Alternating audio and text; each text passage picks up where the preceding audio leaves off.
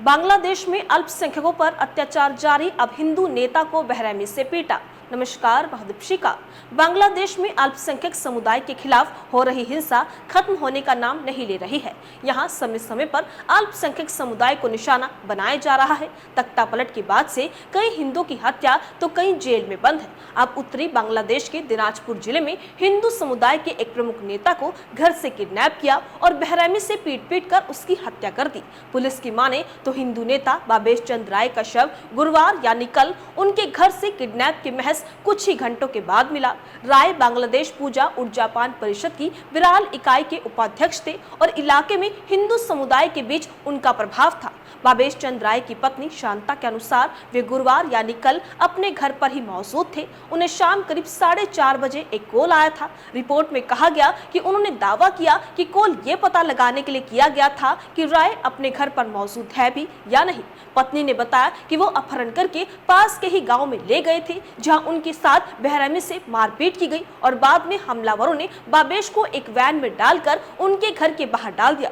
घर वालों ने जैसे ही घर से बाहर राय को पड़ा हुआ देखा, तुरंत अस्पताल ले गए, जहां डॉक्टर ने राय को मृत घोषित कर दिया। इस पूरे मामले पर पुलिस ने कहा कि हम आरोपियों की तलाश कर रहे हैं। उन्होंने कहा कि पुलिस संदिग्धों की पहचान करने और उन्हें गिरफ्तार करने के लिए काम कर रही है। अब इस बीच बांग्लादेश में हिंदू नेता पर हमला, पश्चिम बंगाल के मुर्शिदाबाद में हुई हिंसा पर बांग्लादेशी अधिकारी की टिप्पणी को भारत द्वारा खारिज किए जाने से ठीक एक दिन पहले हुआ है। भारत ने बांग्लादेश से अपने अल्पसंख्यकों के अधिकारों की रक्षा करने को भी कहा था। दरअसल गुरुवार यानी कल बांग्लादेश की अंतरिम सरकार के मुख्य सलाहकार मोहम्मद यूनिस के प्रवक्ता ने एक बयान जारी कर भारत से मुसलमानों की रक्षा करने का आग्रह किया।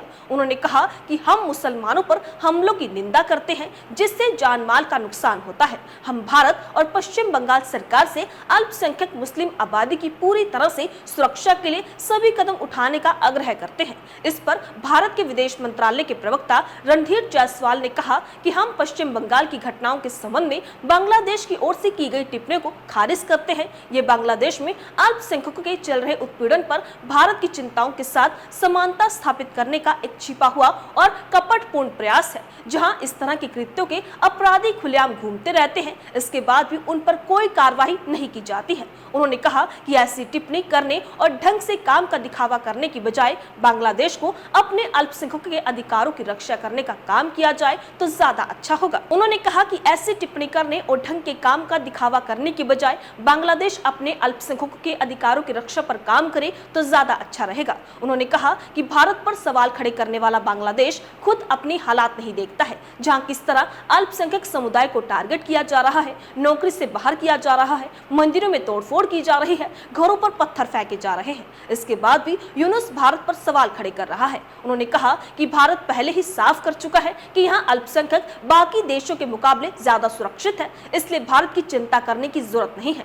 बांग्लादेश में बीते दिनों एक हिंदू नेता की हत्या ने फिर मौजूदा स्थिति पर सवाल खड़े कर दिए हैं। शेख हसीना के बाद से अब तक कई हिंदुओं की जान जा चुकी है। इस मामले पर पीएम यूनुस ने सुधार की बात कही थी, लेकिन सुधार होने की बजाय हालात बिगड़ते जा रहे हैं। देश में मनमाने ढंग से गिरफ्तारियां और हिरासत के भी केस मिले हैं। यहाँ तक कि कुछ लोगों को जबरन गायब भी कर दिया गया है या फिर उनके साथ दुर्व्यवहार किया गया है। इसके साथ ही कई बड़े नाम जैसे इस्कॉन से जुड़े चिन्मय कृष्ण दास कई महीनों बाद भी जेल में बंद है। यहाँ तक कि उनके वकील को निशाना बनाकर हमला किया गया था। यही कारण है कि जमानत भी नहीं मिल पा रही है। तो बिल्कुल आप देख सकते हैं कि बांग्लादेश में सनसनीखेज वारदात हुई है। बदमाशों ने एक बड़े हिंदू नेता को घर से किडनैप किया और मारपीट कर उसकी हत्या कर दी। परिजनों की शिकायत पर पुलिस ने केस दर्ज कर मामले की जांच शुरू कर दी है। पुलिस आरोपी की तलाश में जुटी हुई है। यहाँ गौर करें तो बांग्लादेश में इस तरह की कई घटनाएं पहले भी सामने आ चुकी हैं, जब हिंदू परिवारों और उनके घरों को निशाना बनाया गया हो। शेख हसीना के जाने के बाद से बांग्लादेश में इस तरह की घटनाएं सामने आ रही हैं। इसके बाद भी वहां के हालात सुधरने का नाम नहीं ले रहे हैं। बांग्लादेश में हिंदुओं पर लगातार हो रहे हमले को लेकर आपकी क्या राय है? अपनी राय कमेंट बॉक्स में लिखकर हमें जरूर बताइएगा। इसी तरीके से देश और दुनिया से जुड़ी हर छोटी से बड़ी अपडेट के लिए FBN यानी फ्रंटलाइन ब्रेकिंग न्यूज के साथ बने रहिएगा। धन्यवाद।